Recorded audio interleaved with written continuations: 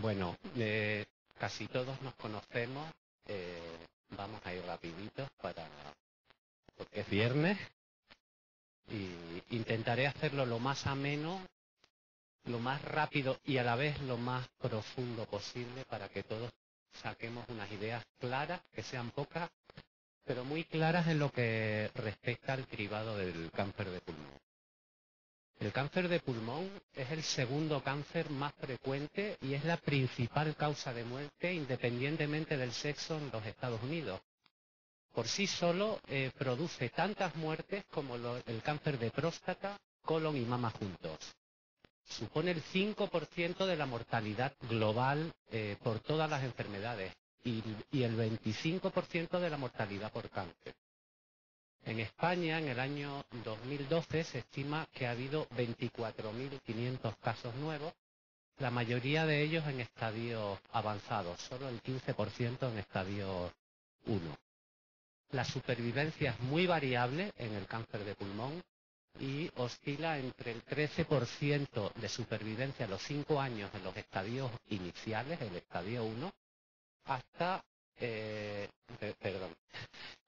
el 73% en estadio 1 hasta el 13% en estadios muy avanzados, como es el estadio 3 y sobre todo el estadio 4. La supervivencia global representa el 16% a los 5 años, lo que nos quiere decir que la mayoría de estos tumores se diagnostican tarde.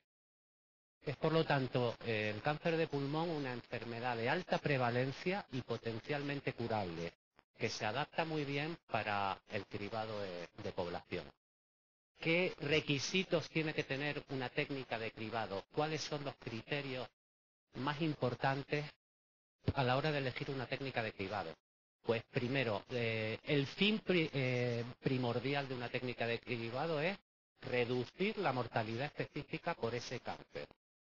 Todo lo demás es secundario. Lo más importante es que se demuestre que la mortalidad específica se reduce. Esto se puede conseguir de varias formas. Una de ellas, pues, incrementando el diagnóstico precoz, como hemos visto antes. La técnica de cribado tiene que ser sensible para que no se nos escape ningún paciente enfermo y específica, lo más específica posible, porque esos falsos positivos que vamos a tener van a suponer realizar muchas pruebas innecesarias a pacientes que son sanos. Vamos a incrementarles la morbilidad, vamos a incrementarles el riesgo de radiación, el riesgo de procedimientos invasivos e incluso vamos a poder producir muertes en pacientes que son totalmente sanos por otro lado. Debe ser accesible y reproducible, que los resultados de ese screening se puedan superponer a todos los equipos, que no incremente los riesgos en la población sana, como hemos visto antes, derivada bien de las radiaciones ionizantes, o bien por la toma de decisiones en esos pacientes falsos positivos. Y por último, debe ser costo-beneficiosa. Debe tener un coste que sea asumible por la población, por la sociedad. Los orígenes del cribado del cáncer de pulmón, pues allá por los años 70 se hicieron con radiografía de tórax, bien sola o bien con citología de esputo añadida. En este artículo de la revista Tórax del año 2003 se analizaban 7 estudios, 6 de ellos randomizados y controlados, en los que se evaluaba la potencia del cribado con radiografía de tórax. Y se ha llegado a la conclusión de que bajo la evidencia actual no se debe realizar un cribado de cáncer de pulmón con radiografía de tórax con o sin citología de esputo asociada. Hablaba en el mismo artículo de que se necesitan ensayos con una metodología más rigurosa. Muchos de estos ensayos no estaban bien diseñados antes de introducir nuevos métodos de cribado. Y un ensayo muy importante por su volumen en cuanto al cribado con radiografía de tórax es el ensayo PLCO, que son las siglas de próstata, pulmón, colon y ovario, que se llevó a cabo sobre 154.000 participantes del año 1993 a 2001. Se hizo un seguimiento durante 13 años y se enfrentó el screening con radiografía de tórax frente a la observación clínica. Tras 13 años de seguimiento se demostró que ninguno de esos dos brazos mejoraba la mortalidad. O sea, la radiografía no mejoraba la mortalidad sobre la observación. Por lo tanto, ya podemos desechar la radiografía de tórax como método de estudio. El cribado por TC lleva 20 años, fundamentalmente desde los años 90, con la introducción de los escáneres helicoidales. Hay muchos ensayos, los más importantes son el ELCAP, el Early Lung Cancer Action Project, el ELI viene por internacional, empezó en los Estados Unidos, que tiene un gran defecto y es que es un ensayo de cohortes de un solo brazo. No tiene grupo de control y, por lo tanto, no se pueden sacar conclusiones en cuanto a mortalidad. Ensayos aleatorizados controlados, el más importante es el National Lung Screening Trial, el NLST, que se lleva a cabo en Estados Unidos, cuyos resultados aparecieron en el New England en el año 2011 y que sirve de base, como vamos a ver, pues para la guía de las mayores, de las sociedades, ¿no? La guía de manejo de las sociedades y las recomendaciones para el screening. Estudios europeos hay muchos con italianos, el Dante, el Italum. Los más importantes de todos son el Nelson y el UKLF. El Nelson es un ensayo holandés, todavía no ha finalizado. Se espera que para el año 2015 aporte los primeros resultados y, como vamos a ver al final, va a aportar cosas que van a ser muy importantes. El UKLF sobre todo hace hincapié en la relación costo-beneficio y por eso pues también es importante. Tampoco ha finalizado, pero se espera también para el año que viene, probablemente fue el último ACC. En estos ensayos pues se utilizaba el cuestionario LLP, que estima el riesgo de cáncer de pulmón en función pues, de una serie de parámetros. Y muy importante es la valoración de los positivos, de los nódulos positivos, en el cual utilizan la valoración volumétrica semiautomática de los nódulos y el tiempo de doblaje como criterio para establecer nódulos positivos o negativos. El ILCAP, como dijimos antes, es el ensayo de un solo brazo. Examinó a 31.567 sujetos con riesgo de cáncer de pulmón. Se diagnosticaron 484 cánceres, muchos, el 85% en estadios iniciales, y la supervivencia a los 10 años fue del 88%. Grandes efectos, como hemos dicho ahora, que no demuestra efectos sobre la mortalidad al carecer de un grupo control. Con lo cual, pues como hemos dicho antes, pues casi es lo más importante, ¿no? Que un método de cribado demuestre que mejora la mortalidad, ¿no? Sesgos tiene muchos. Los más importantes son el de duración de enfermedad, que es diagnosticar un tumor de lento crecimiento con una fase preclínica prolongada. Son los tumores que más se diagnostican con estas técnicas y sencillamente no mejora la supervivencia, sino que, bueno, que los diagnostica antes, ¿no? Que sería también un poco el sesgo de anticipación, un sesgo que tienen estos ensayos que no están controlados. Diagnosticamos en un periodo preclínico sin necesidad de que se modifique la enfermedad, parece artificialmente que la supervivencia mejora cuando realmente no lo es. O el sobrediagnóstico o diagnosticar tumores indolentes que van a tener poca influencia en la esperanza de vida del sujeto. El más importante, como hemos dicho, el controlado, randomizado, el NLST. Compara cribado anual, en este caso enfrenta el TC de baja dosis frente a la radiografía de tórax. Fueron 53.000 sujetos. Se llevaron a cabo en 33 centros de prestigio de los Estados Unidos. Se aleatorizaron los pacientes para TC y para radiografía. Todos los pacientes fueron voluntarios y se siguieron durante 3 años. Se hicieron 3 escáneres seguidos, aunque luego el control de los pacientes, luego ya por medio de de encuesta fue de 6 años y medio. Los criterios de entrada para este ensayo eran pues los que se establecen, porque realmente este ensayo es el que ha establecido la guía, de 55 a 74 años, con un índice paquete año de 30 o más, y en los exfumadores que hayan dejado el hábito antes de los 15 años.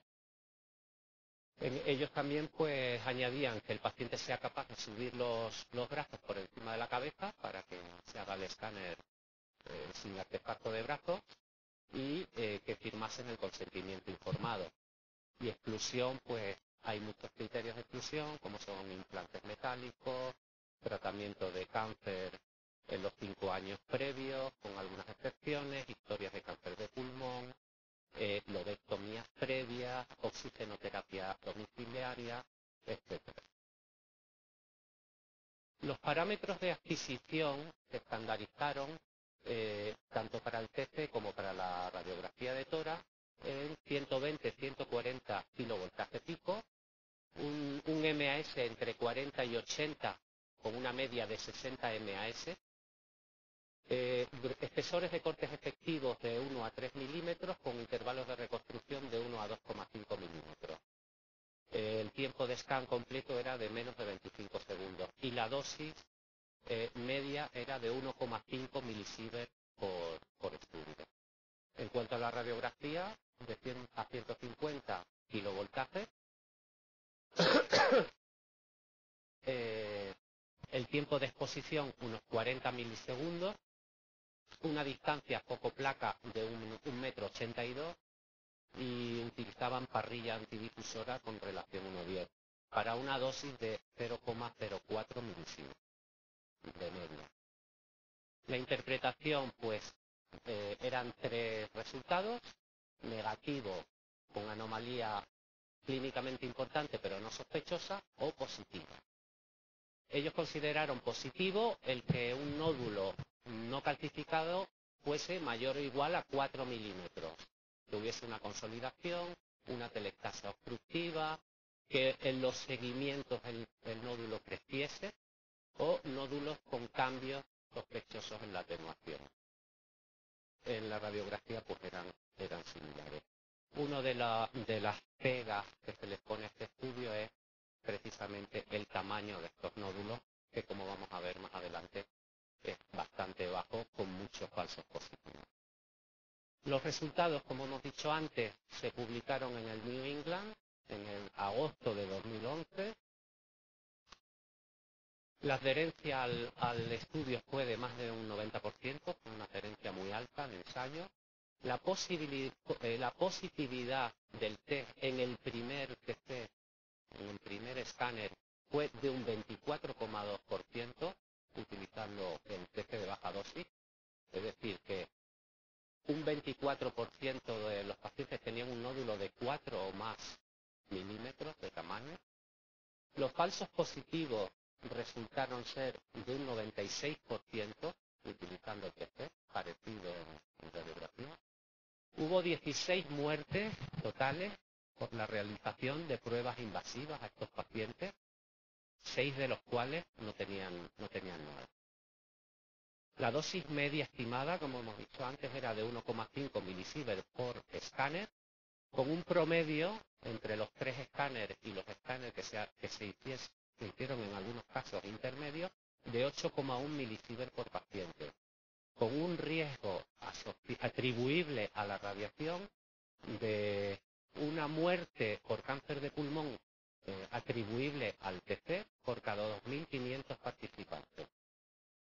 Se diagnosticaron 1.060 cánceres de pulmón, que representaron 645 cánceres por 100.000 personas año en el grupo de TC, frente a 572 muertos por 100.000 y año en el grupo de radiografía, de la radiología simple. Y lo último, que era un poco lo más importante, es la mortalidad, que pasó de 247 en el TC a 309 en radiografía. Esto quiere decir que en el TC la mortalidad específica por cáncer de pulmón se redujo en un 20%. La mortalidad por cualquier causa se redujo también está puesto al revés. El TC es menor. En el grupo de TC se redujo un 6,7%, derivado sobre todo de esos hallazgos que no eran sospechosos de pulmón, pero que eran clínicamente significativos.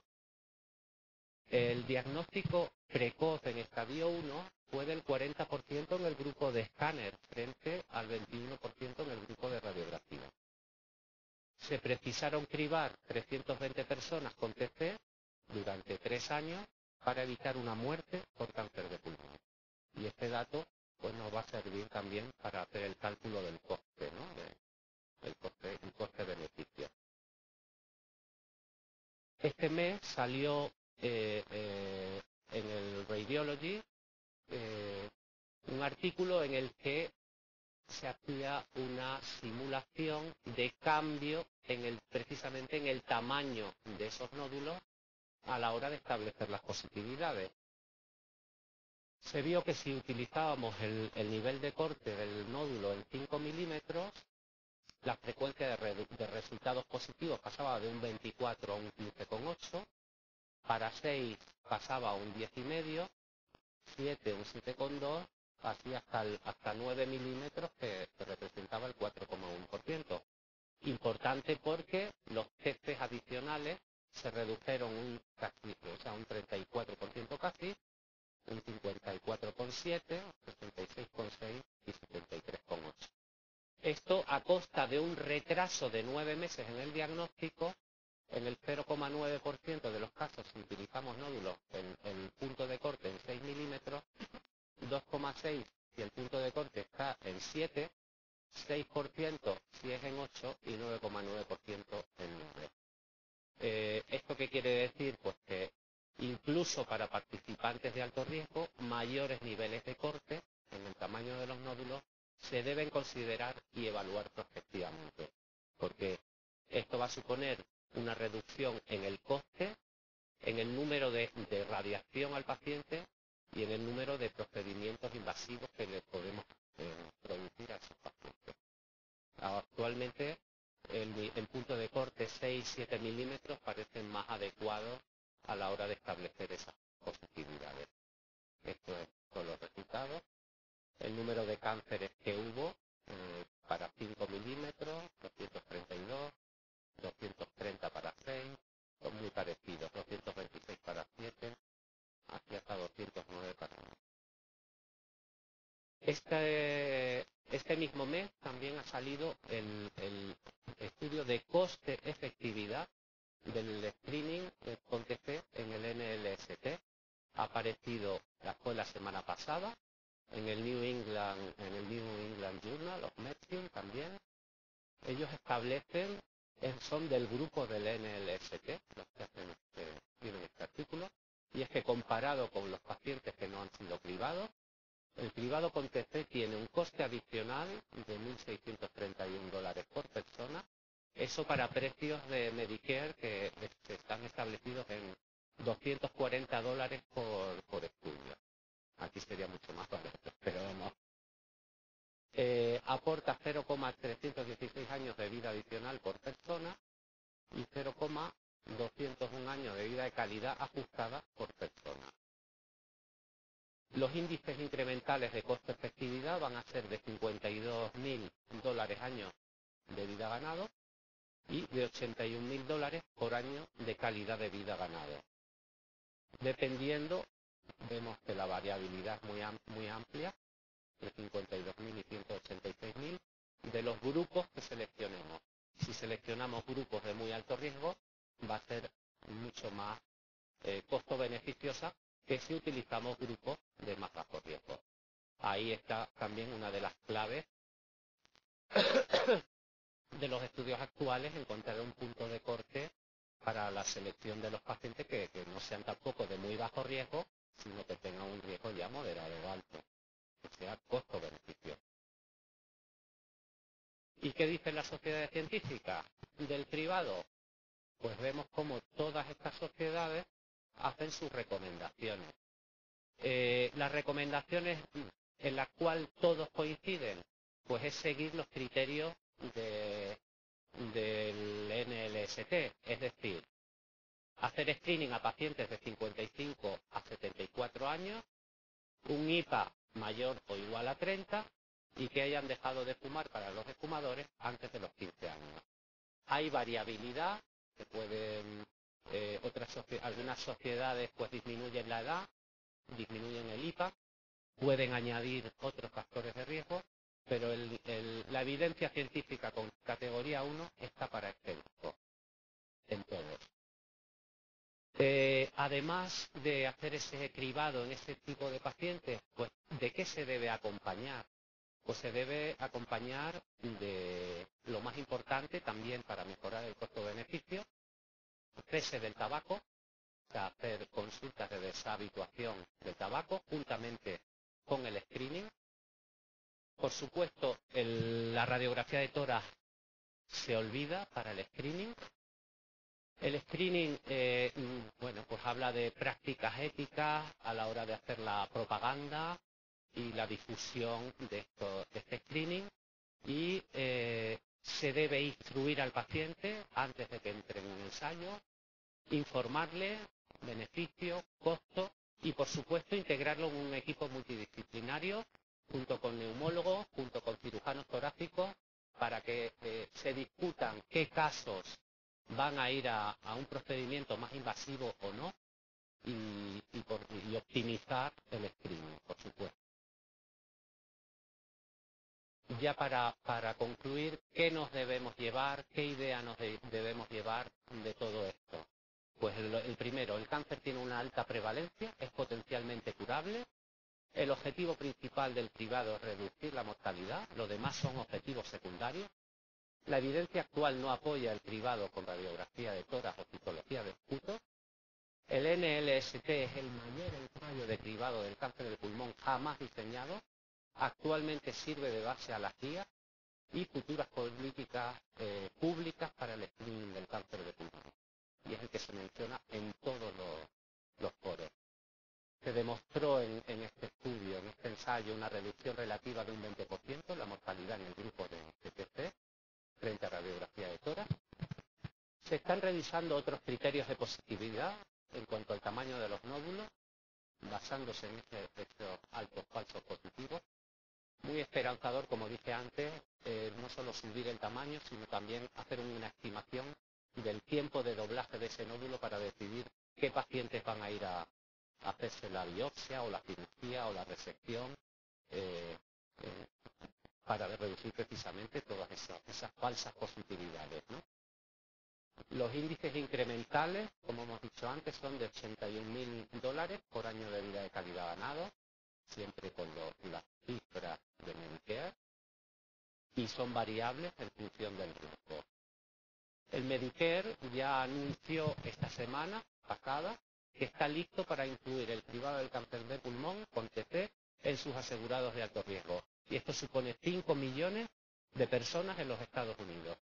Ya se ha abierto un plazo de consulta y probablemente para primeros del año que viene, si todo es favorable, lo pongan en marcha. El ensayo Nelson, la importancia que tiene, que hemos dicho que es holandés, es que es el único con suficiente muestra que enfrenta el TC frente a los cuidados, en vez de a la radiografía, a los cuidados rutinarios. Finaliza el año que viene e incluye pacientes de alto riesgo, supervivientes de un cáncer de pulmón durante más de 5 años. También valora el efecto que tiene el cribado en los pacientes para que dejen de fumar. Hace un estudio muy intenso de la coste-efectividad y de la calidad de vida de los pacientes que van a sobrevivir a este tumor. Y, como dijimos antes, hace una valoración volumétrica del tiempo de doblaje. De ahí vamos a tener bastante información a la hora de instaurar un screening y tener datos con fiabilidad. La mayoría de las sociedades profesionales incluyen estos criterios en el ST para incluir a los pacientes. Se debe asociar a la deshabituación y ligar, como hemos dicho antes, equipo multidisciplinario, neumólogo, oncólogo, cirujano torácico y radiólogo. Y ya lo último, ¿En qué se está investigando? Pues en primer lugar la broncoscopia con las técnicas de luz blanca y autofluorescencia en la detección de las displasias, muy importante porque va a permitir sacar muestras de estas zonas de displasia para identificar biomarcadores, para establecer el riesgo de cáncer de pulmón en una población, o el riesgo de recidiva en pacientes operados, y el riesgo de un nódulo en un paciente que tenga una displasia. Los biomarcadores, otro campo muy esperanzador, que van a complementar estos hallazgos del TC en identificar estos nódulos de alto riesgo, como hemos visto antes. Se ven o se buscan específicamente mutaciones en el DNA tumoral, en proteínas, anticuerpos, hay montones de biomarcadores de muchos sitios, tanto biopsias, cepillados bronquiales, suero, plasma, sangre entera, esputos, etcétera. Y ya para concluir, que el test de ultra baja dosis está en investigación. En este año pasado en Viena, la mayor parte de las comunicaciones del screening hablaban del test de ultra baja dosis. Se publican y se comunican dosis de 0,06 milisievert para un test completo de tórax. Son protocolos de 100 kilovoltios con reconstrucciones iterativas avanzadas, con detectores también especiales que nos disminuyen el ruido y mejoran la calidad de imagen.